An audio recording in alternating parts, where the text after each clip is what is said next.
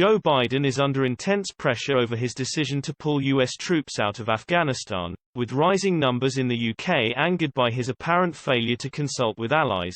So Today is asking readers, has the U.S. president treated the UK with contempt? Kabul's airport witnessed shocking scenes earlier this week as thousands of Afghans tried to board U.S. military jets evacuating people following the Taliban's rapid takeover. Desperate Afghans fell to their deaths after clinging to the fuselage after the planes took off. The chaos focused attention on Mr. Biden's decision to withdraw all U.S. forces by August 31, with the 78-year-old sticking by his decision when pressed by reporters. Mr. Biden was the subject of fierce criticism by Richard Madeley in an op-ed published in today's Daily Express headlined, "Biden's betrayal is breathtaking."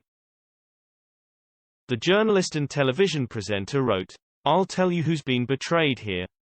Us. By the US, and specifically by Biden." Mr. Madeley explained. Britain stood shoulder to shoulder with America in Afghanistan for 20 years, at the cost of much blood and treasure. We were given no say whatsoever in the timing of the US withdrawal. We weren't even asked our opinion. He added, "It was a classic fait accompli and a humiliating reminder of what the so-called special relationship really entails.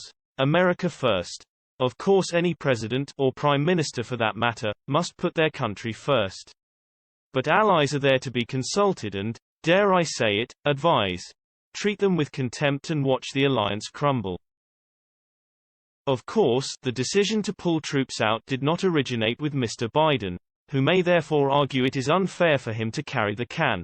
Predecessor Donald Trump, a long-term critic of U.S. involvement in overseas wars, struck a deal with the Taliban last year which committed the U.S. and its allies from Afghanistan by May 2021.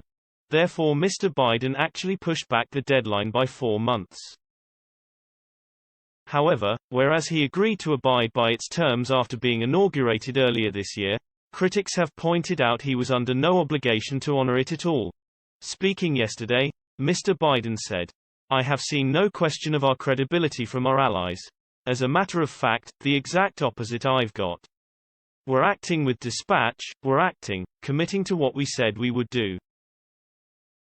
He also emphasized the expectation that the US-funded and armed Afghan military had been expected to put up more of a fight against the Taliban.